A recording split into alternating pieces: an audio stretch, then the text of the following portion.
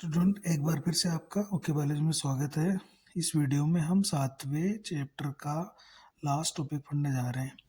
इसका नाम है मानव का उद्भव और विकास, origin and evolution of man अपन पढ़ने वाले हैं। तो देखिए, मानव जैव विकास की सर्वोत्तम कृति है, क्योंकि सबसे बुद्धिमान है मानव, तो ये सर्वोत्तम कृति है। मानव का वैज्ञानिक नाम होमो सेपियंस होता है। होमो सेपियंस का मतलब होता है बुद्धिमान प्राणी, क्योंकि सभी जीवों की तुलना में मानव सबसे बुद्धिमान या सर्वाधिक सोचने की समझने की क्षमता युक्त है। इसलिए मानव का वैज्ञानिक नाम हमने होमो सेपियंस रखा है, क्योंकि सबसे बुद्धिमान है और सोचने समझने की क्षमता भी सर्वाधिक मानव में होती है। मानव पृष्ठवंशी, जिनको हम कोडेट्स कहते हैं, कोडेट्स का एक जो वर्ग है मेमेलिया, इसको मेमेलिया को हम हिंदी में स्तनधारी भी कहते हैं। तो मेमेलिया स्तनधारी वर्ग का गण है, प्राइमेट्स इसमें शामिल किया गया है। तो मानव कोडेट के मेमेलिया वर्ग के गण प्राइमेट्स में शामिल है। तो प्राइमेट्स मेमेलिया के सर्वश्रेष्ठ जो जीव होते हैं। जीवाश्म प्रमाणों से स्पष्ट हो गया है कि लगभग 15 मिलियन अर्थात 1,50,00,000 वर्ष पूर्व ड्रायोपिथेकस तथा रामापिथेकस नामक नर वानर या वन मानुष मौजूद थे। इनका शरीर बालों से भरपूर था तथा गोरिल्ला व चिंपांजी जैसे ये चलते थे। तो कई ऐसे जीवाश्म मिले हैं जो ये स्पष्ट करते हैं कि लगभग 15 मिलियन वर्ष पूर्व, यानी 1,50,00,000 साल पूर्व, ड्रायोपिथेकस और रामापिथेकस नामक वन मानुष यानी एप जो कपी थे वो उपस्थित थे। इन चूंकि ये वनमानुष की तरह थे, तो इनका शरीर है वो पूरी तरह से बालों से भरा हुआ था, भरपूर था, और एक गोरिल्ला चिंपैंजी जैसे चलते थे। देखिए, ये जो रामापिथेकस है ये अधिक मनुष्य के समान थे, मतलब है ये मनुष्य से ज़्यादा मिलते जुलते थे। जबकि जो ड्रायोपिथेकस थे ये अधिक वनमानुष यानी जो एप होते हैं उनके समान थे। तो ये वनमानुष या कपियों के अधिक समान तो ड्रायोपिथेकस और मानव के अधिक समान थे रामापिथेकस। तो यहाँ से स्पष्ट होता है कि जब अपन मानव का उद्विकास पढ़ते हैं तो यहाँ पर हम ये पढ़ेंगे कि मानव का जो उद्विकास है वो रामापिथेकस से ही हुआ है। ये जो रामापिथेकस के जो जीवाश्म है ये भारत में ही हिमालय की जो पहाड़ियाँ हैं, शिवालिक की पहाड़ियाँ, वहाँ से ये मिले थे, तो इसलिए इनको रामापिथेकस भी कहा गया है। कुछ खोजकर्ता इनको ब्रह्मापिथेकस या शिवापिथेकस भी कहते हैं। तो रामापिथेकस से ही, यानी अपन ये कह सकते हैं कि रामापिथेकस सबसे जो पुराने पूर्वज थे वो मानव के, वो रामापिथेकस थे। यहाँ से ही इनका विकास माना जाता है। देखिए, रामापिथेकस के बाद में जो जीवाश्म मिले हैं वो मिले हैं ऑस्ट्रेलोपिथेकस के, तो हम इसको भी पढ़ने वाले हैं। तो यहाँ पर एक प्रश्न बन जाता है कि मानव के जो अधिक समान थे वो रामापिथेकस के जो जीवाश्म थे वो थे। इथोपिया और तंजानिया जो अफ्रीकी देश थे, इनमें कुछ जीवाश्म अस्थियां मानव जैसी प्राप्त हुई है। ये जीवाश्म मानवीय विशिष्टताएं दर्शाते हैं और इस विश्वास को आगे बढ़ाती है कि लगभग 3 से 4 मिलियन वर्ष पूर्व मानव जैसे नर वानर जो प्राइमेट है वो पूर्वी अफ्रीका में विचरण करते थे। तो जो जीवाश्म मिले हैं इथोपिया और तंजानिया अफ्रीकी जो देश है वहाँ पर, वो जीवाश्म ये बताते हैं कि लगभग 3 से 4 मिलियन वर्ष पूर्व मानव के समान वन जो नर वानर थे वो वहाँ पर निवास करते थे, जो कि प्राइमेट्स ही थे। और ये जो मानव जैसे नर वानर थे, ये जो लोग थे जो मानव जैसे थे, ये ऊंचाई में लगभग 4 फुट से बड़े नहीं थे, और किंतु ये सीधे खड़े होकर चलते थे। तो ये जो जीवाश्म मिले हैं ये मिले हैं इथोपिया और तंजानिया अफ्रीकी देशों में। रामापिथेकस के बाद लगभग 2 मिलियन वर्ष पूर्व, रामापिथेकस के बाद लगभग 2 मिलियन वर्ष पूर्व ऑस्ट्रेलोपिथीसीन या ऑस्ट्रेलोपिथेकस के जीवाश्म मिले हैं, यानी रामापिथेकस के बाद में ऑस्ट्रेलोपिथेकस का उद्भव हुआ था। तो इनके जो जीवाश्म थे वो लगभग 2 मिलियन वर्ष पूर्व पूर्वी अफ्रीका के घास स्थलों में मिले हैं। यानी ये जो जीवाश्म ये प्रदर्शित करता है कि ये पूर्व अफ्रीका के घास स्थलों में रहता था। कौन? ऑस्ट्रेलोपिथेकस, जो कि रामापिथेकस के बाद में उत्पन्न हुए हैं। इनके जीवाश्म के लक्षणों के आधार पर इन्हें आदि मानव भी कहा गया है। साक्ष्यों से ये पता चलता है कि ये पत्थर के हथियारों का उपयोग शिकार और सुरक्षा के लिए करते थे, किंतु फलों का ही भोजन करते थे, यानी ये शाकाहारी थे। और मानव का जो विकास है, यानी होमोसेपियंस का जो विकास है, वो ऑस्ट्रेलोपिथेकस से माना जाता है, क्योंकि रामापिथेकस के बाद में आए ऑस्ट्रेलोपिथेकस।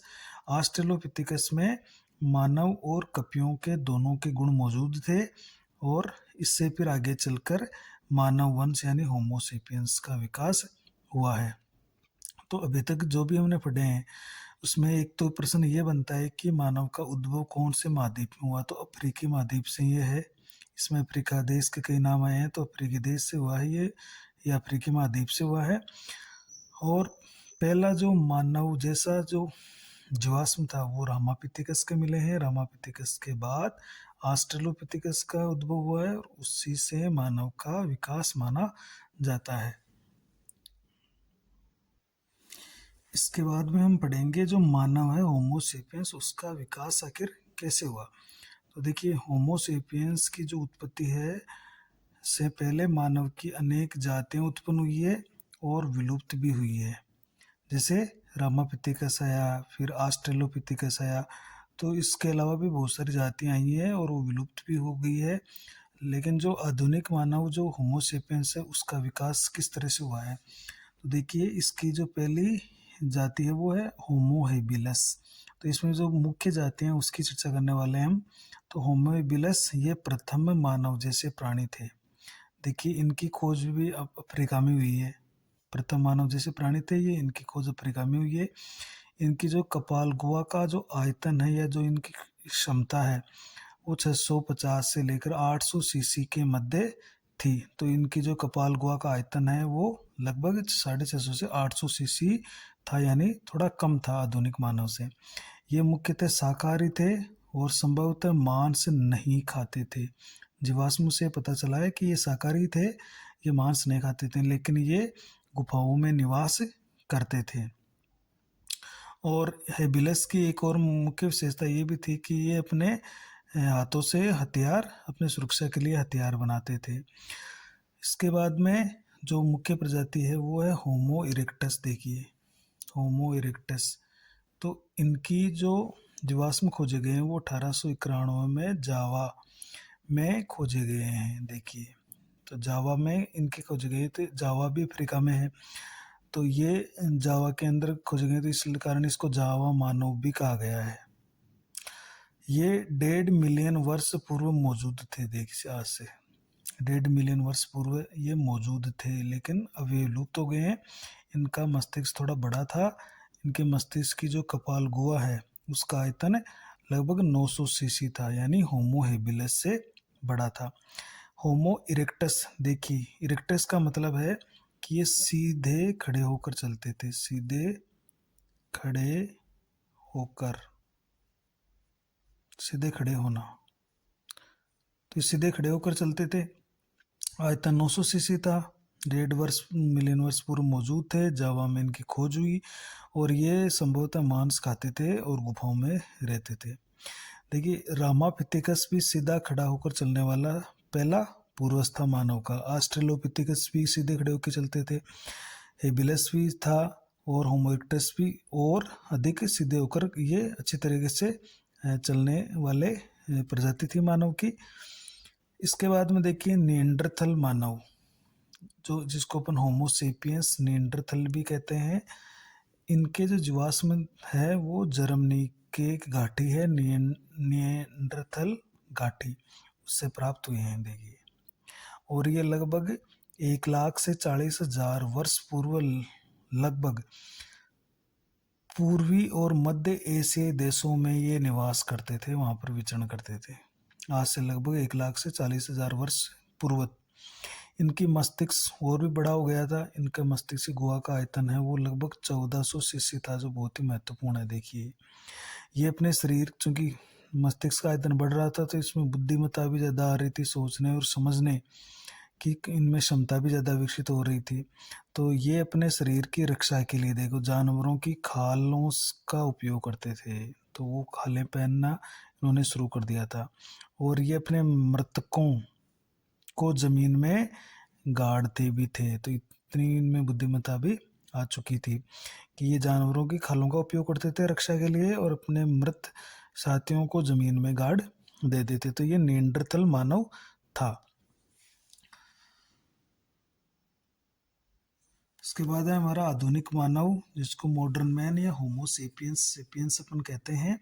तो ये लगभग 75,000 से 10,000 वर्ष पूर्व हिम युग के दौरान आधुनिक मानव पैदा हुआ। देखिए तो लगभग 75 से 10,000 वर्ष पूर्व हिम युग आया, तब ये आधुनिक मानव उत्पन्न हुए थे। तो ये याद रखिएगा, हिम युग के दौरान ये अफ्रीका में विकसित हुए और धीरे धीरे अन्य महाद्वीपों में फैल गए और इनके बाद इनकी भिन्न भिन्न जातियां विकसित हो गई। इसके बाद में जैसे आधुनिक मानव में भी कई तरह के होमोसेपियंस की कई जातियां बनी थी और वो अलग अलग महाद्वीपों में फैल गई। मानव ने प्रागैतिहासिक गुफा चित्रों की भी रचना की है और ये लगभग 18,000 वर्ष पूर्व की है। देखिए मानव द्वारा कृषि कार्य जो शुरू किए गए वो लगभग 10,000 वर्ष पूर्व किए गए और इसी के साथ उन्होंने बस्तियां बनाना भी शुरू कर दिया। तो 10,000 वर्ष पूर्व खेती करना शुरू किया, बस्तियां बनाना शुरू कर दिया। 18 वर्ष पूर्व गुफाओं में चित्र बनाना उन्होंने शुरू कर दिया था और लगभग 75,000 से 10,000 वर्ष पूर्व इनकी जो उत्पत्ति है वो हिमयुग के दौरान हो चुकी थी। ऐसे जीवाश्म हमें बताते हैं। कुछ स्पेशल नोट और पढ़ लेते हैं। देखिए कि वनमानुषी या जो कपि होते हैं एप से, उनमें चिंपैंजी मानव का निकटतम संबंधी कपि है। देखिए अगर कपियों में सबसे कोई निकटतम संबंधी है, संबंध रखता है, जैसे चिंपैंजी है या गोरिल्ला है या ओरंगुटान है, तो उनमें सबसे ज़्यादा समानता रखता है मानव चिंपैंजी से ही, क्योंकि चिंपैंजी का 99% डीएनए मानव के समान है। यदि आधुनिक वयस्क मानव यानी होमोसेपियंस की शिशु चिंपैंजी और वयस्क चिंपैंजी की खोपड़ियों की तुलना की जाए तो हमें ये पता चलता है कि शिशु चिंपैंजी की जो खोपड़ी है वो वयस्क चिंपैंजी की खोपड़ी की अपेक्षा मानव खोपड़ी से अधिक समानता रखती है। यानी शिशु चिंपैंजी की खोपड़ी, शिशु चिंपैंजी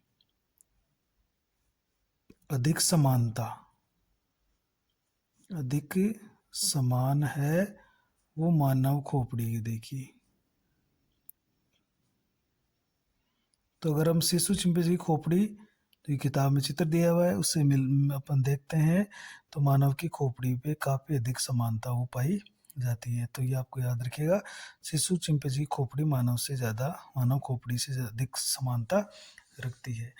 तो इसी के साथ ये हमारा जो 7th नंबर का चैप्टर था वो पूरा होता है। Thank you.